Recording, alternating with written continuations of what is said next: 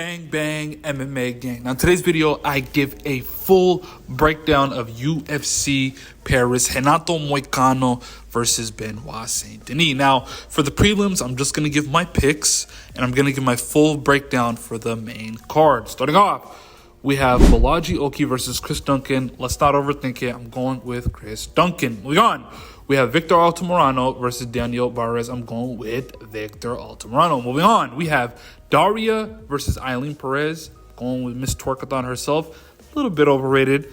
I told you I'm just going to give you picks. I'm going with Eileen Perez. Moving on, we have the lock of the card. I'm going Ludovit Klein versus Roosevelt Roberts. I'm going with Ludovit Klein. Not even close. Not in the same stratosphere. This guy has a chance to be a champion one day. I'm going with Ludovit Klein. Moving on, we have Umar Sy versus Chung Dun Un. I'm going with Umar Sy. Top of the food chain. I don't want to say top of the food chain yet, but a really, really good fighter, Umar Sy. Moving on, we have Kutalaba versus Ivan Ursulan. I'm going with the experience. I'm going with the guy with the full camp, Kutalaba. Starting off with the main card.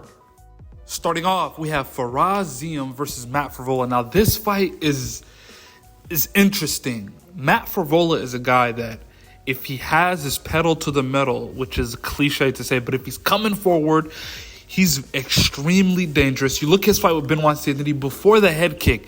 He took Benoit Saint Denis down. He controlled him for a little bit before getting reversed and Benoit standing back up. But Matt Frevolla is a force to be reckoned with. He actually comes forward at his own disadvantage. Sometimes he's hurt, still walking forward. He got that dog in him.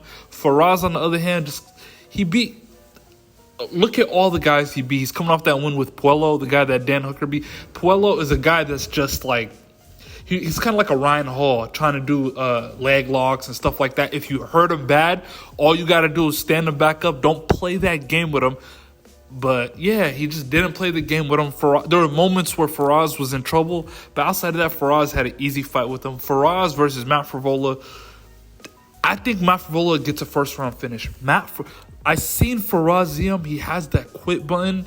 I don't want to be the guy, the barrier of bad news, but Faraz has the quit. And Matt Frevolla is going to push the pace in the first round. He's going to get a first-round KO, Matt Frevolla. Moving on, we have Morgan Charrier versus Gabriel Miranda. Now, both of these guys are what we like to call, it's a pick-em for me. And I'm going to tell you why. Both of these guys are inexperienced in the UFC. They have experience outside of the UFC. Lots of fights outside of the UFC. Lots of losses for both. Gabriel Miranda's jiu-jitsu is top of the food chain. He's really, really good jiu-jitsu for featherweight. Featherweight kind of struggles. You don't see a lot of grapplers in featherweight. You see a lot of the best kind of grapplers like Movsar Evloev. Like, it's kind of control-based grapplers. You don't really see... You see the Ortegas of the world and the Diego Lopez, but most of the time it's striking. Gabriel Miranda is older. He's on the washed side compared to a Morgan Charrier. Morgan Charrier is in his actual prime, 27, 28 years old. The wise pick would be to go with Morgan Charrier, but I'm going to go with the experience. I'm going with the guy with a strategic way to win. He's going to take your back and he's going to choke you out. I'm going with Gabriel Miranda, rear naked chokes, Morgan Charrier in the second or third round. Moving on, we have Brian Battle versus Kevin Gisette. Now, Brian Battle's coming off that weird fight against Andre Lusa where it's like it stopped, where Andre Lusa actually kind of quit. Brian Battle, 5-1 in the UFC. His only losses to Renato.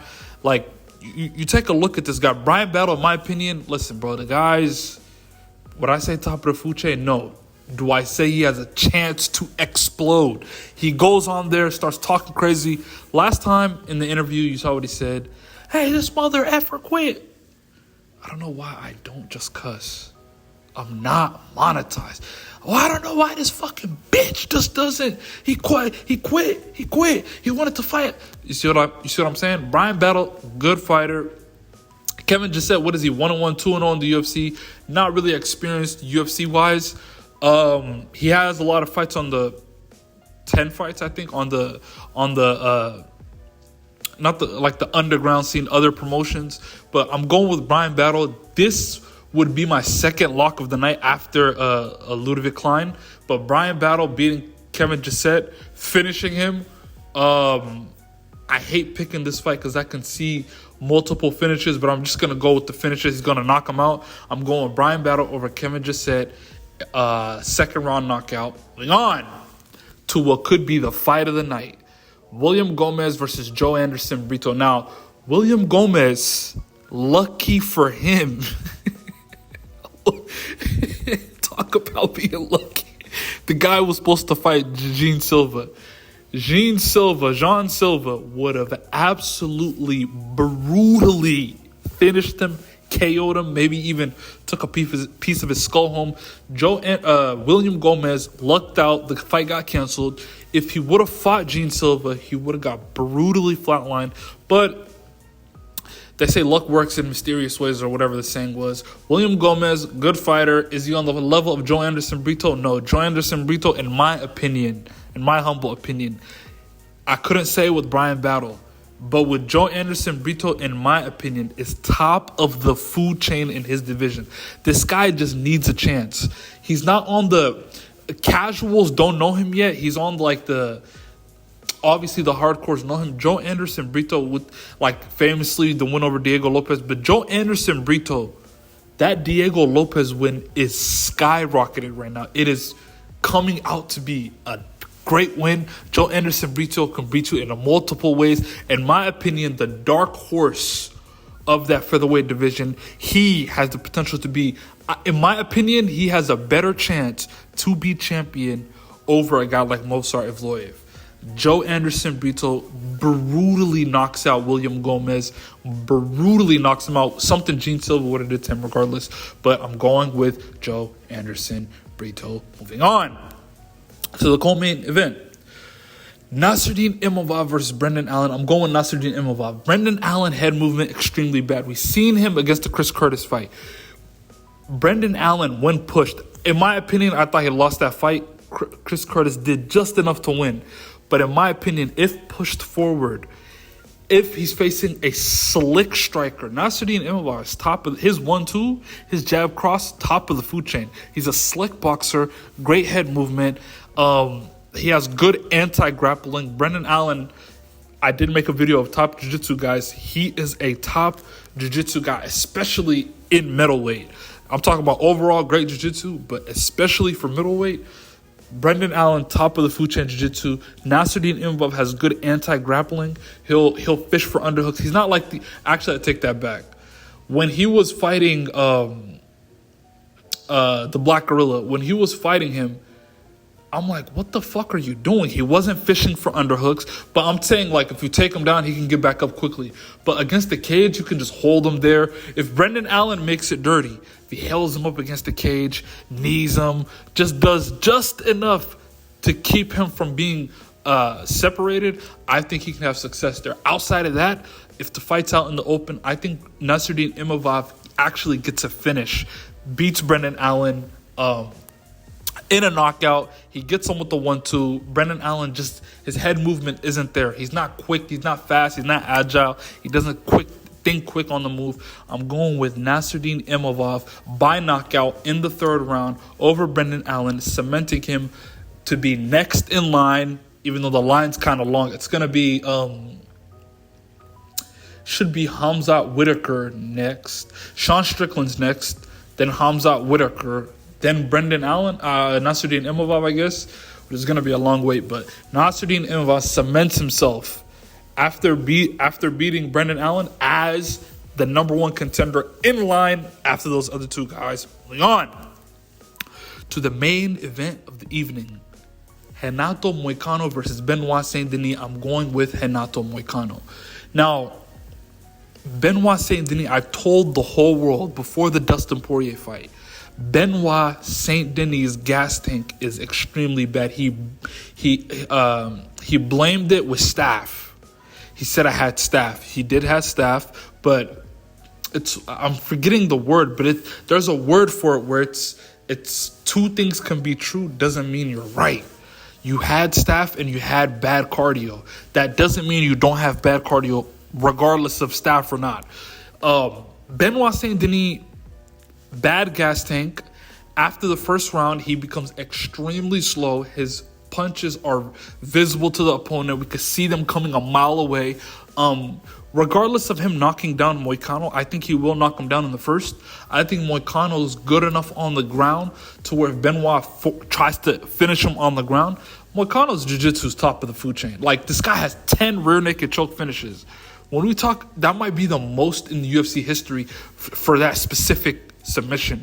Like, who else has 10 rear naked chokes? There's guys that have more submissions, Oliveira, Jim Millers of the world. But who has 10 rear naked chokes? I don't know if anybody else other than Moicano. I can see this fight going until the third or fourth round, but I see Moicano getting the finish with the rear naked choke. Benoit Saint Denis is going to be absolutely tired, brutally tired. Moicano's going to do enough to where he can push this fight into the later rounds, third, fourth, fifth. By that time, anything that hits Benoit Saint Denis is going to hurt him. I think he does enough. He can take the route that he did against Drew Dober in like the third round where he gets a takedown and holds him down in half guard. But regardless, I see a transition, something. He takes his back. He submits Renato Moicano. What the fuck am I saying? He submits Benoit Saint Denis, now making Renato Moicano next in line for a number one contenders match. He's going to get on that mic. Hey, Dana White, I need that 50K bonus. I need that bonus, Dana White. Hey, Patty Pimblech, I need that bonus. I was eating steaks, drinking beer in Brazil, and motherfuckers disrespect me. I need to be in the rankings, man. Hey, Dana White. Listen, Moicano is going to beat Benoit Saint Denis. This is why I was mad in another video I'm going to post here soon about why they just didn't wait for Charles Oliveira. I think the winner of this fight versus Charles Oliveira would have been huge. If Benoit wins this fight, Benoit is the cooler name. If Benoit would have beat him and he fought Charles, that would have been a big fight. But Moicano, Brazil, the fight's going to get hyped. I think it could have been good. The winner should have fought Charles. It's going to be Chandler. But I think Moicano beats Benoit Saint Denis. And that is that. Like, share, subscribe. Tell a friend. That the MMA gang is in. And that is that.